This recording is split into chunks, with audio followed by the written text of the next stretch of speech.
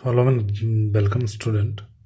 तो जो last class में हमने प्राइमरी मार्केट, सेकेंडरी मार्केट, उनके फीचर्स और उनके बीच में डिफरेंसेस, इन सब चीज़ों को हमने डिस्कस कर लिया था। तो आज की जो हमारी क्लास है वो है स्टॉक एक्सचेंज के ऊपर।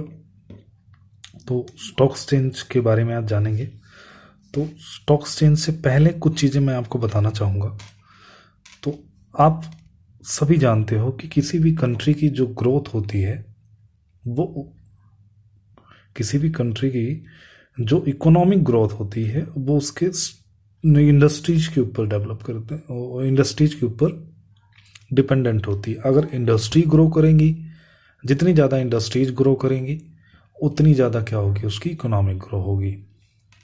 तो सिंपल सी बात है कि अब हम इसको मेजर कैसे करेंगे, भाई इकोनॉमी ग्रो कर रही है या इकोनॉमी ग्रो नहीं कर रही है, तो कैसे पता चलेगा। इसका सिंपल सा आंसर ये है कि हम इस चीज़ को स्टॉक एक्सचेंज के थ्रू क्या कर सकते हैं, मेजर कर सकते हैं। स्टॉक एक्सचेंज से कैसे मेजर कर सकते हैं, हम स्टॉक एक्सचेंज में ये देखते हैं कि किसी भी कंपनी के शेयर के प्राइसेस बढ़ रहे हैं या घट रहे हैं। अगर किसी भी कंपनी के शेयर के प्राइसेस बढ़ रहे होते हैं तो हम ये मानते हैं कि अगर बढ़ रहे हैं तो उसका मतलब उस इंडस्ट्री का हमारे इकोनॉमिक डेवलपमेंट में ज़्यादा कंट्रीब्यूशन हो रहा है। आप ऐसे कह सकते हो कि जिस भी जब इंडस्ट्रीज के शेयर के प्राइसेस बढ़ने शुरू हो जाते हैं, इंक्रीजमेंट आता है उसमें, तो इकोनॉमिक ग्रोथ भी क्या होती है, हमारे कंट्री की बढ़नी शुरू हो जाती है। और इस चीज़ को मेजर करने के लिए हम स्टॉक एक्सचेंज का सहारा लेते हैं। स्टॉक एक्सचेंज में बहुत सारे इंडेक्सेस होते हैं जिसके बेसिस पे हम क्या कहते हैं कि हमारी इंडस्ट्रीज ग्रो कर रही हैं। जैसे एक दो इंडेक्स का जो बड़े पॉपुलर है अपने इंडिया में, जैसे निफ्टी है, एनएससी जो हमारा नेशनल स्टॉक एक्सचेंज है उसका इंडेक्स है, जिसमें 50 कंपनीज का के शेयर के जो प्राइसेस हैं उनका एग्रीगेट लेके हम क्या निकालते हैं, एवरेज लेके इंडेक्स निकालते हैं। इसी तरीके से हमारा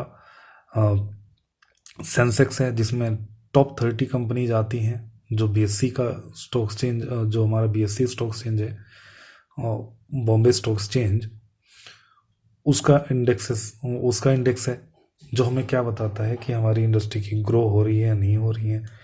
तो ये तो बेसिक सी बात है। और अगर मैं आपको बात करूं कि आप हमारे इंडिया में अभी एट प्रेजेंट कितने स्टॉक एक्सचेंज हैं, तो 23 स्टॉक एक्सचेंज अभी एट प्रेजेंट वर्किंग है।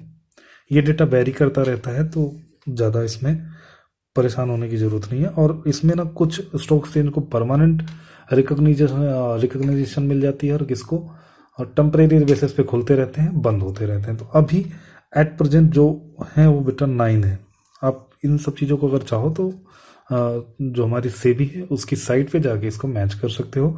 ऑल्दो आपसे कोई कुछ ये चीज़ें पूछता नहीं है, क्योंकि ये डेटा कैसे होते हैं, फ्लक्चुएट करते रहते हैं, कभी कम कभी ज़्यादा होते रहते हैं।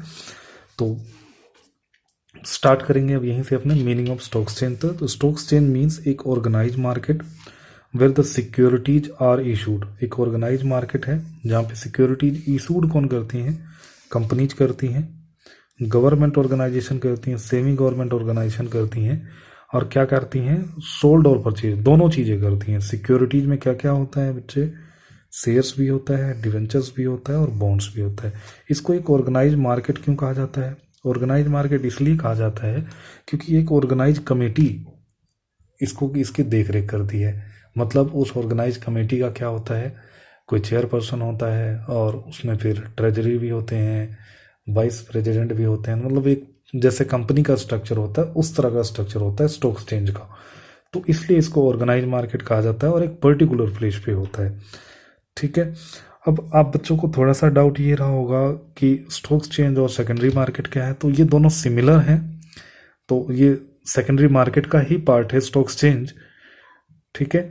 स्टॉक एक्सचेंज एक बड़ी टर्म में आप ले सकते हो, तो उसके अंदर ही क्या आता है, ये स्टॉक एक्सचेंज आता है। तो हम सिमिलरली यूज कर लेते हैं आपके सिलेबस में कि स्टॉक एक्सचेंज और सेकेंडरी मार्केट सेम सी चीज है। ठीक है। तो कुछ लोगों ने इसकी डेफिनेशन भी दे रखी है, जैसे पायले ने दे रखी है, तो आप समझ जाओगे stock exchange are a market place, एक ऐसा मार्केट प्लेस है जहां पे सिक्योरिटीज जो लिस्टेड होती हैं उसमें स्टॉक एक्सचेंज में उसी को क्या किया जाता है, खरीदा और बेचा जाता है, या इन्वेस्टमेंट और स्पेकुलेशन किया जाता है। तो यहाँ पे इन्वेस्टमेंट का मतलब जब आप क्या करते हो, अपने पैसे को कहीं पे लगाते हो, किसके लिए, फॉर अर्निंग पर्पज के लिए, तो वो क्या होती है, आपकी इन्वेस्टमेंट होती है।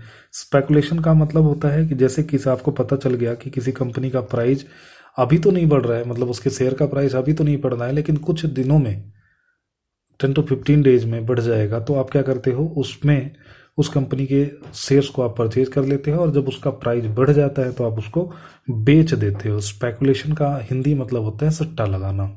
तो एक लिमिटेड मतलब फेयर तरीके से जब आप स्पेकुलेशन करते हो तो उसकी छूट देता है सेबी, वैसे छूट नहीं है। मतलब जब आप फेयर तरीके का मतलब यह है कि बिना किसी लीक ऑफ इंफॉर्मेशन, जो इंफॉर्मेशन लीक कर देते हैं कंपनियों से, कंपनी कुछ अच्छा करने वाली है जिसकी वजह से शेयर का प्राइस बढ़ने वाला है, इस तरह की चीज़ें आप नहीं करते हो। मतलब आप अपना माइंड लगाते हो और देखते हो ट्रेंड क्या है, उसके हिसाब से जब आप क्या करते हो, शेयर को खरीद या बेच देते हो। तो इस तरह का इस पे स्पेकुलेशन, सट्टा लगाना, गवर्नमेंट इसको परमिट कर देती है, जो सेबी है।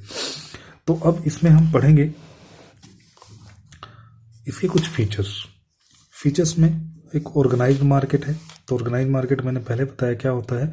Stock exchange is an organised market. Every stock exchange है मैनेजमेंट कमेटी। देखो क्या होती है, मैनेजमेंट कमेटी, इसीलिए इसको ऑर्गेनाइज बोलते हैं। तो which has all the rights related to management and control of stock exchange, जिसके पास सारे राइट्स होते हैं कि वो क्या करे, स्टॉक एक्सचेंज को कंट्रोल करे और मैनेज करे। All the transaction taking place in the stock exchange are done as per the prescribed procedure. तो जितनी भी ट्रांजेक्शन्स होती हैं हमारे स्टॉक एक्सचेंज में, वो सारी की सारी किसके बेसिस पे होती हैं, जो प्रोसीजर वहाँ पे बताते हैं, गाइडलाइंस जो देते हैं मैनेजमेंट की जो कमेटी की गाइडलाइंस होती हैं, उसके हिसाब से क्या की जाती हैं, वो परफॉर्म की जाती हैं। Next one, dealing in securities issued by the various concerns. तो वेरियस कंसर्न्स अभी हमने पढ़ा था कि कौन कौन सी, गवर्नमेंट, प्राइवेट, सेमी गवर्नमेंट। तो वेरियस कंसर्न्स होगी, लेकिन इसमें वही ट्रेड कर सकता है जो इसमें लिस्टेड है। तो only those securities are traded in the stock exchange which are listed there. जो लिस्टेड है सिक्योरिटीज, वही उसी को डील किया जा सकता है बस, after fulfilling the certain term and condition. जो कि कौन बनाता है, हमारी टर्म एंड कंडीशन, एक तो स्टॉक एक्सचेंज बनाता है, और उसके बाद जो सेबी की गाइडलाइंस होती हैं उनको फॉलो करके हम क्या करते हैं, अपनी सिक्योरिटीज में डील करते हैं। नेक्स्ट क्या है हमारा, dealing only through the authorised member. इसमें ऐसा नहीं है कि कोई भी चला जाएगा और डील करके चला आएगा, जैसे कि मैं चला जाऊँ आप चले जाओ, वो नहीं कर सकता डील। इसमें क्या होता है, ब्रोकर होते हैं। तो हम जितनी भी चीज़ें खरीदते या परचेज करते हैं, मतलब बेचते हैं या खरीदते हैं, वो थ्रू द ब्रोकर करते हैं। तो इन्वेस्टमेंट और cell purchase securities stock exchange में कौन कर सकता है, सिर्फ ऑथोराइज्ड मेंबर। उसमें ऑथोराइज्ड मेंबर कौन, मतलब जो ब्रोकर होगा, इसका काम ही यही होगा। तो stock exchange is a specified market place where only the authorized member can go. तो investor has to take their help, और इन्वेस्टर क्या करेगा, इन्हीं की हेल्प से सिक्योरिटीज को खरीदेगा और बेचेगा। नेक्स्ट वन, इसका फीचर क्या है, necessary to obey the rule and by rule. तो नेसेसरी क्या है, रूल्स और बाय लॉज को मानना। While transaction in stock exchange it is necessary to obey the rule and by rule by the stock exchange. जो stock exchange का rule है उसको हमें मानना पड़ेगा, जो सेबी की गाइडलाइंस है उसको हमें मानना पड़ेगा। अब इसके फंक्शन पढ़ेंगे, ये तो फीचर पढ़ रहे थे, अब इसके फंक्शंस को भी आज ही हम कवर कर लेंगे। देखिए, provide liquidity and marketability to existing securities. इसका मतलब ये हो गया कि लिक्विडिटी प्रोवाइड करने का मतलब ये है कि मान लीजिए आपके पास शेयर है और आपको पैसे की जरूरत है, तो आप ले जाके इसको स्टॉक एक्सचेंज में बेच सकते हो, तो मतलब कैश में कन्वर्ट करवा सकते हो। मार्केटेबिलिटी का मतलब क्या है कि यहाँ पे एक आपको रेडी मार्केट प्रोवाइड करवा देता है कि आप यहाँ पे जाके क्या कर सकते हैं, इसको अपने सिक्योरिटीज को बेच सकते हैं, इन्वेस्ट कर सकते हैं, और अपने पैसे को किस में कन्वर्ट कर, अपने शेयर्स को अमाउंट में, कैश में कन्वर्ट करवा सकते हैं। नेक्स्ट है pricing of securities. Next features, next function क्या है, प्राइसिंग ऑफ सिक्योरिटीज। तो जो सिक्योरिटीज यहाँ पे इशू की जाती हैं, खरीद बेच होती है, तो आपको पता है डिमांड एंड सप्लाई फोर्सेस यहाँ पे काम करती हैं। तो demand and supply forces freely काम करती हैं, जिसकी वजह से क्या डिस्कवरी हो जाती है प्राइस की, कि किसी सिक्योरिटीज की प्राइस क्या है। नेक्स्ट है सेफ्टी ऑफ ट्रांजेक्शन। तो ट्रांजेक्शन की यहाँ पे सेफ्टी होती है, क्यों होती है? क्योंकि इसको एक ऑर्गेनाइज मैनेजमेंट कमेटी इसकी देखरेख करती है, स्टॉक एक्सचेंज की सारी ट्रांजेक्शन्स की। तो किसी भी तरीके का आपका फ्रॉड नहीं हो सकता है। और आप जब ट्रांजेक्शन करोगे तो आप एक रजिस्टर्ड ब्रोकर के थ्रू ही ट्रांजेक्शन कर सकते हो। जो रजिस्टर्ड ब्रोकर को जो लाइसेंस है वो कौन देता है बेटा? स्टॉक एक्सचेंज देता है। तो इसलिए आपकी जो ट्रांजेक्शन्स हैं वो सारी की सारी सेफली हो जाती हैं। तो इसमें वो ब्रोकर का कमीशन वगैरह भी सेट कर देते हैं जो स्टॉक एक्सचेंज वाले हैं, कि इस ज़्यादा परसेंटेज इससे नहीं ले सकते हो। तो इस तरीके से जितनी भी ट्रांजेक्शन्स होती हैं उसमें किसी भी तरीके का फ्रॉड नहीं हो सकता। कहने का मतलब ये है आपका। फोर्थ है contribute to the economic growth. ये बातें मैंने आपको पहले ही बता दी है कि जो स्टॉक एक्सचेंज है वो क्या करता है, इकोनॉमिक ग्रोथ में हमारा हेल्प करता है। किस तरह से? इंडस्ट्रीज के जो शेयर्स के प्राइसेस हैं उनको बढ़ा घटा के, मतलब उनमें इंक्रीज डिक्रीज होता है। तो जैसे इंक्रीज होता है तो क्या होता है, हमारी इकोनॉमिक ग्रोथ बढ़ती है। तो इस तरह से। और इकोनॉमी को क्या पहुंचाता है बेटा? पैसे, मतलब हमारे घर से हम कहाँ पे पैसे लगाते हैं? स्टॉक एक्सचेंज में। स्टॉक एक्सचेंज के थ्रू कहाँ पे चला जाता है? कंपनी में पैसे चले जाते हैं। नेक्स्ट है बेटा स्प्रेडिंग इक्विटी कल्ट। कल्ट का मतलब यहाँ पे कल्चर है। ये क्या करता है? स्प्रेड कर देता है कि आप क्या करते हो, इक्विटी में पैसे लगाते हो। मतलब इक्विटी का मतलब है शेयर डिवेंचर्स आप खरीदना शुरू कर देते हो यहाँ पे। मतलब जो हमारे ट्रेडिशनल तरीके हैं पैसे को सेव करने के, इन्वेस्ट करने के, जो हम किस में करते हैं? बैंक में सेव करते हैं, और वहाँ पे हमें बहुत कम इंटरेस्ट मिलता है।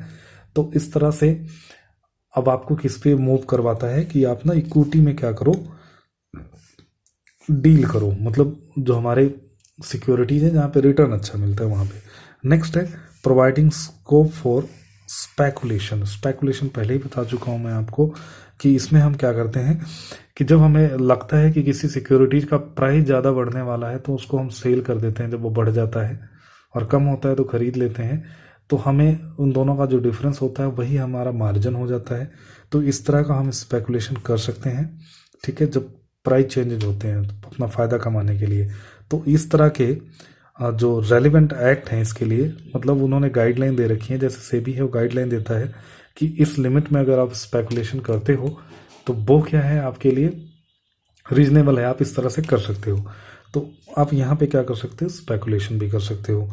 तो आई थिंक आज के लिए इतना आपके लिए काफ़ी। अगर आप चाहो तो यहाँ पे स्टॉक एक्सचेंज इन इंडिया देख सकते हो। आपकी बुक में तो 7 गिवन है, लेकिन अभी 2 और इंक्रीज हो चुके हैं। आप चाहो तो इसको, क्योंकि ये 2019 का डेटा है, तो इनको किसी को इसमें परमानेंट रिकॉग्निशन मिलती रहती है, किसी को वो टर्मिनेट कर देते हैं, उससे भी के ऊपर होता है।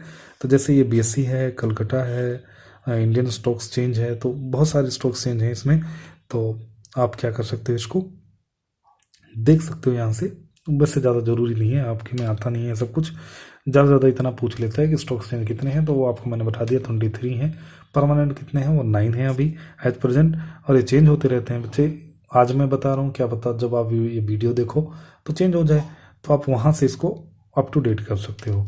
तो आज की क्लास में इतना ही। कल की क्लास में हम trading procedure on stock exchange, तो स्टॉक एक्सचेंज से डील कैसे करते हैं उसके बारे में सीखेंगे।